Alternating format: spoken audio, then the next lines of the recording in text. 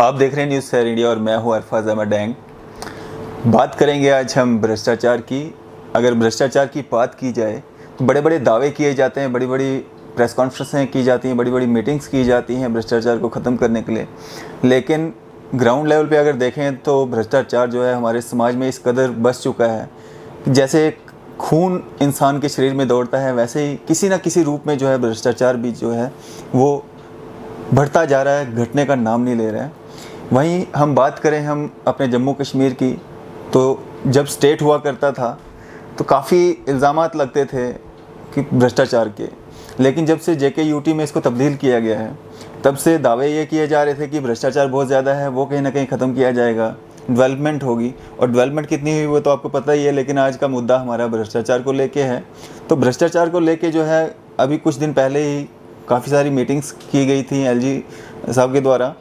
तो कितना असर जो है उन मीटिंग्स का ग्राउंड लेवल पे होता है, हमारे साथ बात करने के लिए मौजूद हैं senior advocate mister Shaikh Shakeel ji. जानते हैं इनसे। जी सर, आपका स्वागत है न्यूज़ शहर इंडिया में। शुक्रिया डैंग साहब। सर, क्या कहेंगे, कितना असर जो है आज भ्रष्टाचार पे अंकुश लगाने में क्या कामयाब हुए हैं? डैंग साहब, जहाँ तक तो रिश्वत सतानी का मामला है, करप्शन की जब हम बात करें, ये सिर्फ हमने डिस्कस करने के लिए चाय के ऊपर ना एक टॉपिक रखा हुआ है। जी, आपको याद होगा जसपाल भट्टी जी हमारे एक कॉमेडियन हुआ करते थे। जी बिल्कुल। जालंधर से। जी तो वो अक्सर कहते थे कि आज हमारी एक मीटिंग है, उसमें कुछ इम्पॉर्टेंट फ़ैसला होना है। जी। तो जब उनसे पूछा गया कि क्या फ़ैसला लिया, तो उन्होंने कहा था जसपाल भट्टी साहब ने कि ये फ़ैसला हुआ कि अगली मीटिंग कब करनी है। जी। तो रिश्वत के ऊपर भी, करप्शन के ऊपर भी ऐसी ही मीटिंग्स हमारे जम्मू कश्मीर में होती हैं, ठीक है, और उसके बाद फ़ैसला किया जाता है कि अगली मीटिंग कब करनी है। जी। और एक चीज़ मैं आपको बताऊं, जम्मू कश्मीर में जिसे कहते हैं कि यहाँ पे मिलिटेंसी के नाम पे, उलगाववाद के नाम पे जिसे कहते हैं, करप्शन का कोई ज़िक्र ही नहीं है। क्योंकि हमारे सारे गुनाह जो हैं जिसे कहते हैं वो टेररिज्म, उलगाववाद और नेशनलिज्म जिसे कहते हैं। मैं अगर करप्ट हूँ ना तो मैं कहूँगा मैं तो नेशनलिस्ट हूँ, तो मुझे इस बुनियाद पे प्रोटेक्ट किया जाएगा कि मैं नेशनलिस्ट हूँ, क्योंकि मैं भारतवर्ष की लाइन टो करता हूँ। तो मुझे कंप्लीट इम्यूनिटी है यहाँ पे बदमाशी करने की, चोरी करने की, डाका मारने की, मुझे पूरी इम्यूनिटी है। क्यों? क्योंकि मैं नेशनलिस्ट हूँ, ठीक है। तो सबसे बड़ी ग्राउंड जो यहाँ पे काम नहीं करने की जो है वो यही है कि यहाँ पे उलगाववाद है, ठीक है। अगर गांधीनगर में भी सड़क टूटी हुई है, उसको 1.5 साल लग जाए ड्रेनेज के काम के बाद, अगर ब्लैक टॉपिंग के लिए CBI के दफ्तर के सामने, पावर ग्रिड के सामने ब्लैक टॉपिंग में अगर 1.5 साल लग जाए, और वो भी उसके लिए पहले फेसबुक पे फ़ोटो तस्वीरें डाल के जिसे कहते हैं कि एडमिनिस्ट्रेशन को जगाया जाए। और मज़ेदार बात है, मैं अपने जो हमारे देहात हैं उन सड़कों की नहीं मैं बात करूँगा, मैं बात कर रहा हूँ गांधीनगर की। और एक पैच अभी ठीक हुआ है, दूसरा पैच मैं देख रहा हूँ पूरे गांधीनगर की सड़कें टूटी हुई हैं। से कहते हैं हमारे जो चीफ स्पोक्स पर्सन है सेठी साहब BJP, उनके चैम्बर की सामने की जो सड़क है उसके ऊपर डिस्को डांस आप आराम से कर सकते हैं गाड़ी में बैठ के, से कहते हैं। तो ये तो हमारा जो विकास है यहाँ पे हो रहा है। कोई पूछे कि जो राजधानी है जम्मू जिसे कहते हैं, अगर उस शहर की सड़कों की ये हालत है, शकुंतला के सामने सड़क की हालत देख लीजिए आप बाहू प्लाज़ा के सामने जो अरोमा रेस्टोरेंट के नीचे SRL रिनबैक्सी लैब के सामने देखिए कितने बड़े बड़े खड्डे वहाँ पे पड़े हुए हैं। तो इसके लिए जिसे कहते हैं कि किसको, ये जो हमारी डिवीज़न 1, डिवीज़न 2, डिवीज़न 3 जो PWD की है, ये डिवीज़न्स कहाँ पे काम कर रही हैं। और जहाँ तक आपने ये बात कही, करप्शन की आपने बात की, देखिए करप्शन का जो मामला है ना, हमारी रियासत में सिर्फ एक ही कैटेगरी के लोग जो हैं वो करप्शन में फंसते हैं, जिसे कहते हैं कोई पटवारी हो गया, कोई टीचर हो गया जिसे कहते हैं, कोई जूनियर असिस्टेंट हो गया, या कोई जूनियर इंजीनियर, या कोई एक्सियन जिसे कहते हैं। और बड़ी मज़ेदार बात है, मैं आपको ये चीज़ कहूँगा डैंग साहब, सबसे पहले ना एक PV शुरू होती है यहाँ पर, एक प्रीलिमिनरी वेरिफिकेशन। पहले कोई 2-2.5 साल ये उसी में लगाते हैं और बंदे को निचोड़ लेते हैं पहले उसी में, ठीक है। और उसको निचोड़ने के बाद फिर फैसला लेते हैं कि क्या आगे बढ़ना है प्रीलिमिनरी इंक्वायरी करनी है या इंक्वायरी के बाद इंक्वायरी में ही पूरी इन्वेस्टिगेशन ये कर लेते हैं और फिर उसके बाद जाके पर्चा लगता है। फिर जब पर्चा लगता है तो फिर जिसे कहते हैं 4-5 साल जिसे कहते हैं यहाँ पे इन्वेस्टिगेशन चलती है। और मैं आपको बता दूँ, सुप्रीम कोर्ट ने ललिता कुमारी वर्सेस स्टेट ऑफ यूपी में से कहते हैं एक लैंडमार्क जजमेंट दी, जिसमें सुप्रीम कोर्ट ने कहा कि कोई भी जो प्रीलिमिनरी इंक्वायरी है, पहली जजमेंट में सुप्रीम कोर्ट ने कहा कि 7 दिन के अंदर वो इंक्वायरी मुकम्मल होनी चाहिए। फिर सुप्रीम कोर्ट ने 7 दिन और बढ़ा दिए, 14 दिन का टाइम दिया है इन्वेस्टिगेटिंग एजेंसी को, प्रोसिक्यूशन को। लेकिन यहाँ साल जिसे कहते हैं डैंग साहब इंक्वायरी चलती रहती है। और वो जो बंदा है जो बिल्कुल एक नॉर्मल नौजवान होता है, उसको शुगर भी हो जाती है, उसको हाइपरटेंशन हो जाती है, तो वो ट्रायल फेस करने के वक्त या तो उससे पहले ही वो कोलैप्स हो गया होता है, वो अल्लाह को प्यारा हो जाता है। तो अगर वो बच भी जाए तो जजमेंट आने से पहले ही वो अल्लाह को प्यारा हो जाता है। ये सारा रिकॉर्ड है, मैं आपको केसेस और एफआईआर के नंबर भी दे सकता हूँ। बड़ी मज़ेदार बात ये है कि रियासत जम्मू कश्मीर जो कि अब यूटी है, यहाँ पे कोई आईएएस करप्ट नहीं है, कोई आईपीएस करप्ट नहीं है, कोई आईएफएस करप्ट नहीं है।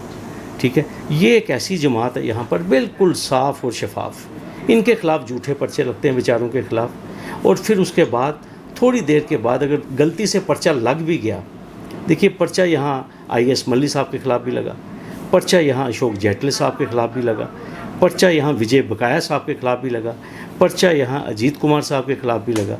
ठीक है, लेकिन अगर प्रोसिक्यूशन चली, बड़ी मज़ेदार मैं आपको बात बताऊँगा, एक शख्स के ख़िलाफ़, वो थे अजीत कुमार। और अजीत कुमार के ख़िलाफ़ प्रोसिक्यूशन क्यों चली, वो सभी को मालूम है कि उसमें भी एक जिसे कहते हैं, वो लोग कहते हैं, मैं नहीं कहता, कि ये पॉलिटिकल वेंडेटा था, क्योंकि बकाया साहब को चीफ सेक्रेटरी बनना था अजीत कुमार जी को सुपरसीड करके। सिर्फ सियासत है यहाँ पे, रिश्वत के नाम पे, करप्शन के नाम पे, मैं आपसे साफ बात करूँगा।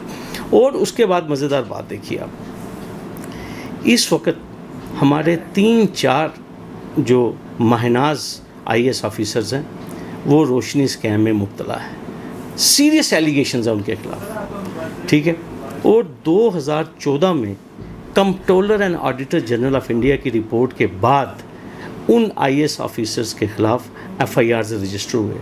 आप देख लीजिए 2014 कहाँ है और ये 2020 इसे देखिए। और मज़ेदार बात ये है कि एक आईएएस अफसर जो इस टाइम दिल्ली में सेक्रेटरी हैं, फुल फ्लैज सेक्रेटरी हैं गवर्नमेंट ऑफ इंडिया में, उनका शुभ नाम सुधांशु पांडे है जी। उनको बड़ी मज़ेदार बात है, विजिलेंस कहती है कि केस एस्टैब्लिश है, इनके खिलाफ एविडेंस है, क्योंकि वो चेयरमैन थे प्राइस डिटर्मिनेशन कमेटी की जी। ठीक है, रोशनी की एफआईआर में।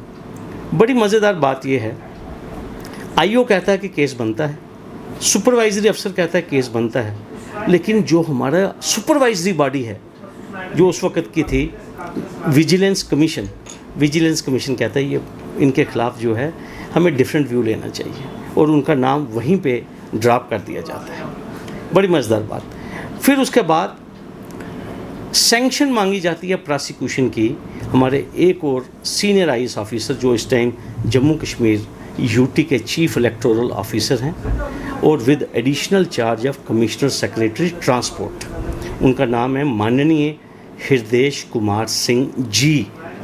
कोई गुस्ताखी नहीं होनी चाहिए जिसे कहते हैं, बड़े बाइज़्ज़त लोग हैं माशाल्लाह। जनाब, जब सैंक्शन के लिए फ़ाइल उनकी विजिलेंस से जिसे कहते हैं कि जीएडी में जाती है जी। मैं आपकी जानकारी के लिए और अपने तमाम सुनने और देखने वालों के लिए being a student of law ये बताना चाहता हूँ कि हमारे यहाँ ऑल इंडिया सर्विसेज एक्ट है जिसको हमारी पार्लियामेंट ने इनेक्ट किया हुआ है, और ये जो हमारे जितने भी ऑफिसरान हैं ऑल इंडिया सर्विसेज के जो मेंबर्स हैं, इनका जो कैडर कंट्रोल होता है वो डीओपीटी में होता है, जिसके हमारे जो मंत्री हैं इस टाइम हमारे माननीय डॉक्टर जितेंद्र सिंह जी हैं जी। इनका जो कैडर कंट्रोल होता है, डिसिप्लिन, पनिशमेंट, पेंशन, बेनिफिट्स, वो सारा गवर्नमेंट ऑफ इंडिया देखती है इससे कहते हैं। तो as per section 6 of prevention of corruption act, इनका जो सैंक्शन का प्रपोजल जाना चाहिए था, क्योंकि जीएडी को सिर्फ एक पोस्ट ऑफिस का काम करना था, इन्वेस्टिगेशन की फ़ाइल जो थी उसको डीओपीटी में भेजना था जी। लेकिन देखिए कितनी खूबसूरत हमारी ईमानदार ब्यूरोक्रेसी है जम्मू कश्मीर की। एक होता है लफ्ज़ सुल्लुगुल्लू हम कहते हैं, इतना खूबसूरत सुलू-गुलू किया, इतनी खूबसूरत नोटा नाटी की कि दिल्ली फाइल भेजने की तो ज़रूरत ही नहीं है, ठीक है। और ग्राउंड क्या बनाई कि जनाब हृदय जी को तो उर्दू आती नहीं थी, ये नीचे पटवारियों ने गड़बड़ की, ये तो उल्टा इन्होंने ठीक करने की कोशिश की जिसे कहते हैं। और अल्टीमेटली जीएडी के लेवल पे ही उस वक़्त मोहतरमा महबूबा मुफ्ती जी हमारी रियासत की वज़ीर आला थी और उन्हीं से दस्तखत भी करवा लिए गए और वो मामला जो है था वो सैंक्शन डिक्लाइन की गई जे.एंड.के गवर्नमेंट के लेवल पे। बहुत ख़त लिखे हमने, कहते हैं ना ख़त लिख दे संवरिया के नाम बाबू, वो जान जाएंगे पहचान जाएंगे। हमने बहुत ख़त लिखे डीओपीटी में, हमने ऑनरेबल प्राइम मिनिस्टर साहब के भी नोटिस में लाया, लेकिन यहाँ एक्शन ही नहीं होता। पता नहीं प्राइम मिनिस्टर साहब ने कॉग्निजेंस ली, वहाँ से चिट्ठियाँ इनके पास आईं नहीं आई, लेकिन क्योंकि इम्पॉर्टेंट आदमी हैं वो, सुनने में आया हमारे भारतवर्ष के किसी इम्पॉर्टेंट पॉलिटिकल पर्सनैलिटी के वो रिश्तेदार हैं, तो उनको प्रोटेक्ट करना, शील्ड करना है। और शील्ड इसलिए भी करना है क्योंकि he is member of IAS cadre, ठीक है। तो उनको तो बचाना है ना, क्योंकि वो नेशनलिस्ट हैं, उनके पास पूरा लाइसेंस है, पूरा राइट है हम लोगों का खून निचोड़ने का, इससे कहते हैं पूरा हक है उनको, जिसे कहते हैं, ठीक है। और अल्टीमेटली जब ये मामला क्लोजर रिपोर्ट जब एंटी करप्शन कोर्ट में दायर हुई, तो वहाँ हमने कोशिश की अपनी, जिसे कहते हैं अपना पक्ष रखने की कोर्ट के सामने, जिसे कहते हैं प्रोटेस्ट पिटीशन हमने फाइल की। हमने कहा सर ये तो कत्ल हो रहा है यहाँ पे, जिसे कहते हैं।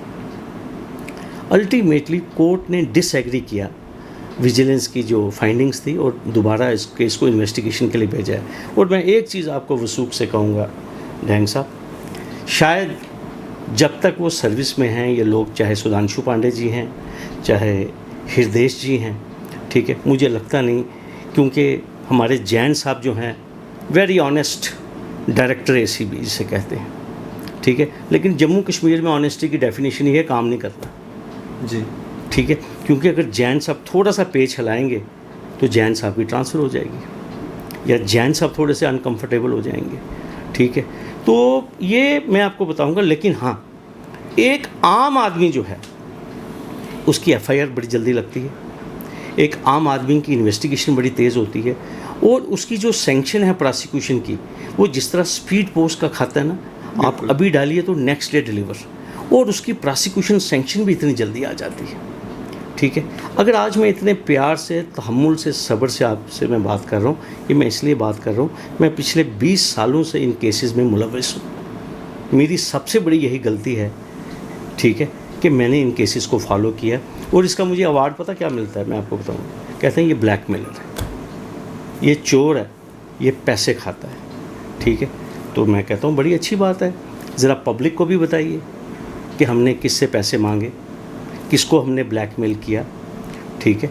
तो जब आप इन लोगों की अकाउंटेबिलिटी की बात करते हैं तो आपको इस किस्म के जो जुमले हैं ये रिवार्ड आपको मिलता है। लेकिन अल्लाह के फजल से अब हम भी सुन सुन के जिसे कहते हैं ना आदी हो चुके हैं। लेकिन हमने कहा अब हमने फैक्ट्स जो हैं वो लोगों के सामने रखने हैं। क्यों? क्योंकि अल्लाह देखेगा कब इनकी सज़ा होगी, कब ये जेलों में जाएंगे। लेकिन हम लोगों के सामने, पब्लिक के सामने जो फैक्ट्स हैं हम उनको रखें, मैं भी रहूं या ना रहूं, लेकिन ये मेरी बातें, ताकि लोगों को पता चले कि ये लोग टेंटेड हैं। और मैं आपको मज़ेदार एक बात बताऊंगा, सुप्रीम कोर्ट की एक बेहतरीन जजमेंट है। सुप्रीम कोर्ट ने एंटी करप्शन के ऊपर बड़ा काम किया। सुप्रीम कोर्ट बार बार कहती है कि ये कैंसर है, से कहते हैं। और सुप्रीम कोर्ट ने कहा एक पब्लिक इंटरेस्ट लिटिगेशन में कि यूपी की चीफ सेक्रेटरी थी और उसके ख़िलाफ़ डिपार्टमेंटल इंक्वायरीज चल रही थी, तो एक पटिशन फाइल की गई कि ये बहुत हायर ऑफिस है, बहुत बढ़िया ऑफिस है जिसे कहते हैं चीफ सेक्रेटरी का, जिसे कहते हैं, तो इसके ऊपर साफ़ और शफाफ छवि वाले लोग होने चाहिए, जिसे कहते हैं, ठीक है। तो मामला सुप्रीम कोर्ट में डिबेट हुआ। अल्टीमेटली सुप्रीम कोर्ट ने ये कहा कि जो सेंसिटिव पोस्टिंग्स हैं उन पोस्टिंग्स के ऊपर अच्छी नीट एंड क्लीन इमेज के लोग होने चाहिए, ताकि लोगों का जो एतबार है वो रूल ऑफ लॉ पे बना रहे। आप देखिए हमारे यहाँ पे जिन ऑफिसरान की मैं बात कर रहा हूँ, आप देखिए इनके खिलाफ सीरियस लैंड स्कैम हैं, रोशनी की FIRs हैं, ठीक है, जिसे कहते हैं। लेकिन आप देखिए कितनी प्राइम पोजीशंस के ऊपर बैठे हुए हैं। आप देखिए हमारे यहाँ एक आईएएस ऑफिसर हैं, शायद उनका नाम सरिता चौहान है, वो शायद फॉरेस्ट की सेक्रेटरी हैं इस टाइम, कमिश्नर सेक्रेटरी मुझे लगता है शायद फॉरेस्ट हैं, मुझे लगता है शायद। आप देख लीजिए, मुझे करेक्ट कर लीजिएगा अगर मैं गलत हूँ, जेडीए की ज़मीन है, जेडीए की ज़मीन सरकार ने बाकायदा ट्रांसफ़र की है, गवर्नमेंट ने यहाँ पे मार्बल मार्केट में विले दिल्ली में जिसे कहते हैं 154 कनाल, बाकायदा उसकी गिरदावरी चढ़ी हुई है जिसे कहते हैं। एक तो सबसे पहले उस ज़मीन की रोशनी हो ही नहीं सकती थी, और फिर उसके बाद जब लैंड वो जो ऑक्यूपेंट था जब उसने रोशनी करवा ली, उसके बाद उसने जेडीए में जिसे कहते हैं कमर्शियल बिल्डिंग परमिशन के एनओसी के लिए लिखा। जो मैडम सरिता चौहान से पहले वाइस चेयरमैन थे श्री विनोद शर्मा, उन्होंने लिख के दिया डिवकॉम साहब को कि ये भाई जेडीए की ज़मीन है और इस एसआरओ के तहत ये ज़मीन जो है वो जेडीए को मुंतकिल हो चुकी है और इसका रेवेन्यू में इंदराज है, तो लिहाजा हम इसका कोई एनओसी नहीं देंगे। उनके बाद मैडम सरिता चौहान वीसी आ गई। पहले इन्होंने भी अपोज किया, लेकिन उसके बाद कुछ सेक्रेटरीट से टेलीफोन आए इनको, वो बाकायदा वो जो चिट्ठी की ज़ुबान है जिसमें इन्होंने एनओसी दिया, जिसके ऊपर इनको एफआईआर लगा विजिलेंस में। और बड़ी मज़ेदार बात बताऊंगा मैं आपको, इसे कहते हैं विजिलेंस वाले जो है ना, इनकी सही क्रेडिबिलिटी का जो पता चलता है एंटी करप्शन ब्यूरो का, जब इनके पास कोई बड़ी मछली फंसती है, इसे कहते हैं। फिर ये ऐसी गलतियां करते हैं इन्वेस्टिगेशन में, ऐसे लूप होल्स छोड़ देते हैं और ये कोर्ट के ऊपर छोड़ देते हैं, क्योंकि इनको ऊपर अपने बॉसेस को भी अब्लाइज करना होता है। ठीक है, तो अल्टीमेटली उस केस पे भी इन्होंने क्लोजर रिपोर्ट फाइल कर दी। पहले भी एक बार कोर्ट ने रिजेक्ट की, हमने फिर उसको अपोज किया, अपोज करने के बाद फिर हमने दरख्वास्त दी, अब दोबारा इन्होंने उस केस में क्लोजर रिपोर्ट फाइल की है, जिसे कहते हैं which is under scrutiny and examination of the court. तो कहने की ये बात है, मैं आपको एक चीज़ कहूँगा, यहाँ जो करप्शन के ख़िलाफ़ जो जिहाद है, इसको मैं जिहाद कहूँगा, ठीक है, वो जिहाद जो है, वो जो resolve of the state government है, वो सिर्फ चिल्ड्रन ऑफ लेसर गार्ड, जो बेचारा गरीब का बच्चा है, जिसने 500 रुपया लिया था फ़र्द काटने का, जिसने कोई 2000 रुपया ले लिया कोई नकल जारी करने का, या जिसने किसी ठेकेदार से 20,000 या 1,00,000 रुपया कमीशन मांग ली। लेकिन मैं ये कहता हूँ जो मगरमच्छ हैं, से कहते हैं, आज तक उनके ख़िलाफ़ यहाँ कोई एक्शन नहीं हुआ। और मैं आपको एक चीज़ कहूँगा, सिर्फ गरीब आदमी की हरासमेंट है, सिर्फ छोटे मुलाजिम की हरासमेंट है। और बड़ी मज़ेदार बात देखिए, 67 लोगों को इन्होंने प्री मैच्योर रिटायर किया अभी चंद सालों पहले, और तमाम लोग कोर्ट ने बाइज्जत उनको वापस भेज दिया और वो दोबारा सर्विस कर रहे हैं। इतना पुअर होमवर्क जिसे कहते हैं। और अब उसके बाद जिसे कहते हैं, जब से वो लोग वापस आए हैं, जम्मू कश्मीर सरकार को यहाँ पे कोई भी टेंटेड या कोई भी करप्ट मुलाजिम जो है वो नज़र नहीं आया। क्यों? क्योंकि इनको मालूम है कि अगर हम कुछ एक्सरसाइज शुरू करेंगे भी तो यार वो दोबारा वापस आ जाते हैं। ठीक है, क्यों? क्योंकि इनके पास पूरा लॉ डिपार्टमेंट है, पूरा पैराफर्नीलिया है, पूरा पुलिस के पास पूरा प्रोसिक्यूशन है। उसके बाद भी लोग बरी हो जाएं, उसके बाद भी लोग रीइंस्टेट हो जाएं, तो ये एक बहुत बड़ा सवालिया निशान है towards the credibility of the state government और द यूटी गवर्नमेंट। तो मैंने आपको जो एक बात बताई, इस सबको ठीक करने का तरीका क्या है? इसको ठीक करने का एक ही तरीका है, ठीक है, जिस दिन मैं अपने आप को मैं ठीक करूँगा। और ख़ास तौर पर मैं बार बार कहता हूँ, इसको ठीक करने का एक ही तरीका है, जब मैसेज टॉप से शुरू होगा। ठीक है, आप टॉप से निकालिए ना, आप लोगों को साइडलाइन कीजिए, बड़े लोगों को जो करप्शन में फंसे हुए हैं, जिनके खिलाफ सीरियस एलिगेशंस हैं करप्शन के, आप उनको साइडलाइन कीजिए, अपने आप मैसेज जाएगा। आप किसी बड़े ऑफिसर के खिलाफ आप लीजिए एक्शन, किसी आईएएस ऑफिसर के खिलाफ, ठीक है, कीजिए उसको सस्पेंड। एक डिप्टी कमिश्नर साहब हमारे मेरे नज़दीकी ज़िले में इनएब्रिएटेड कंडीशन में पाए गए,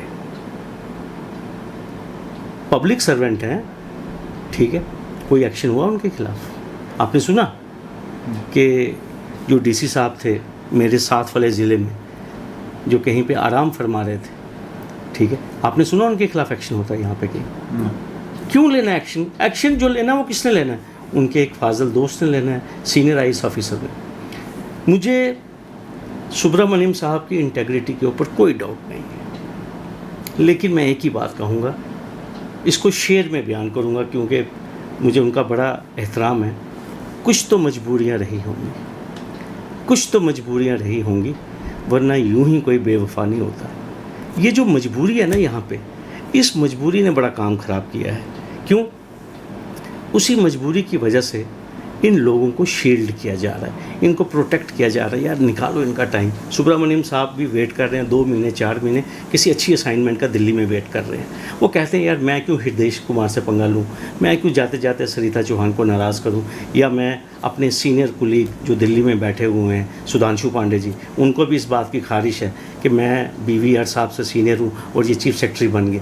तो इनके अपने भी कुछ मामला जो हैं वो पब्लिक डोमेन में है, क्योंकि हम बड़े छोटे से सर्कल में रहते हैं। अरफाज साहब, ये 3 किलोमीटर 5 किलोमीटर का शहर जम्मू है और 5 किलोमीटर श्रीनगर। तो ये सियासत, ये हमारे बातें, ये यहीं पे चलती हैं और यहीं पे ख़त्म हो जाती हैं, इससे कहते हैं। लेकिन हम फिर बात क्यों करते हैं करप्शन की? मैंने आपको पहले ही कहा ना, इनको कह देना चाहिए कि करप्शन की डेफिनेशन में जो ऑल इंडिया सर्विस के जो ऑफिसर्स हैं, हम उनको एग्जेम्प्ट कर देते हैं।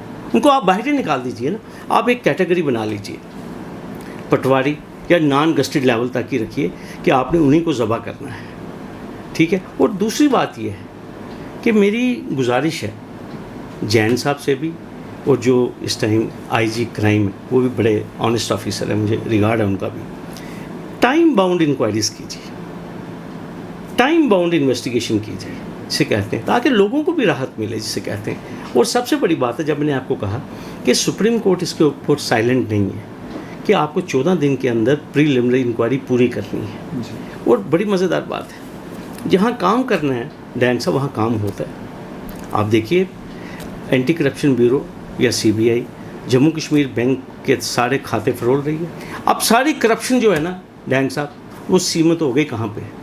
जम्मू कश्मीर बैंक में, ठीक है। और रेवेन्यू में कोई करप्शन नहीं हो रही इस टाइम, ठीक है।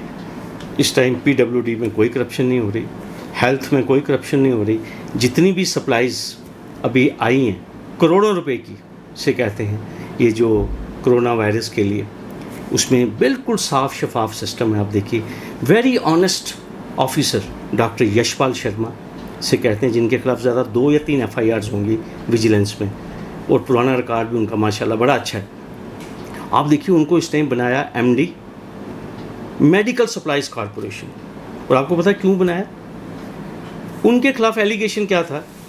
शायद 2001 या 2 में एक एयर कंडीशन ठीक करने वाला शख्स जिसका 21,000 रुपये का बिल था, उसने शिकायत की थी कि मुझसे 5,000 रुपया रिश्वत मांग रहे हैं। तो ये हमने इस टाइम कोविड-19 में ऐसे ऑफिसर को हमने इतनी इम्पॉर्टेंट रिस्पॉन्सिबिलिटी हमने सौंपी है। इससे पता लगता है कि सरकार हमारी कितनी सीरियस है करप्शन को फाइट करने के लिए, और एक इतने इम्पॉर्टेंट इंस्टीट्यूशन को एक इतने ईमानदार आदमी को हवाले किया है। तो ये ऐसे ही मैं आपको कहूँगा, हम भी कह के जिसे कहते हैं ना, जिसे कहते हैं कि थक गए हैं, जिसे कहते हैं। और वो गालिब का वो शेर है, दिल नादां तुझे हुआ क्या है, आखिर इस दर्द की दवा क्या है। तो हम भी पिछले 20-25 सालों से इसकी दवा ढूंढने की कोशिश कर रहे हैं, ठीक है। बोल देते हैं, लोग नाराज़ होते हैं, और बाद में सर्टिफिकेट, देखिए मेडल भी इनको मिलता है। देखिए मैं आपको मज़ेदार बताऊँ, हर साल ये जो CM gold medal for honesty है, ये किसको मिलता है? या चीफ सेक्रेटरी साहब को मिलता है, या कमिश्नर सेक्रेटरी फाइनेंस को मिलता है, या कमिश्नर सेक्रेटरी GAD को मिलता है, या फाइनेंशियल एडवाइज़र होता है जो इनका करीबी होता है, उसको देते हैं ये। फिर उसके बाद ये देते हैं, मैं आपको बताऊंगा, हाँ, डायरेक्टर विजिलेंस को देते हैं, या किसी अपने नज़दीकी आदमी को देते हैं। तो हमारे में वो पंजाबी में कहते हैं, अन्ना वंडे रेवड़ियाँ मुड़ मुड़ अपने यहाँ, ठीक है। तो इसका मतलब ये है कि कोई अंडर सेक्रेटरी ऑनेस्ट नहीं है, कोई हमारा भाई सब इंस्पेक्टर पुलिस में ऑनेस्ट नहीं है जो अच्छी इन्वेस्टिगेशन करता है। इसका मतलब ये है कोई जूनियर इंजीनियर ऑनेस्ट नहीं है, इसका मतलब कोई गिरदावर ऑनेस्ट नहीं है। अगर आप ये रिकॉर्ड देखें ऑनेस्टी का, ठीक है, तो ये आपस में ये जो मैंने 7-8 ऑफिसर बताए आपको, यही ऑनेस्ट है। फिर ये जो ऑनेस्ट आदमी है, ये रिटायर होने के बाद से कहते हैं पहले ही प्लान बना लिया होता है कि तूने विजिलेंस कमीशन में जाना है, ठीक है, तुझे हम पीएससी में सेट करेंगे, ठीक है, तुझे इलेक्ट्रिसिटी रेगुलेटरी कमीशन में सेट करेंगे।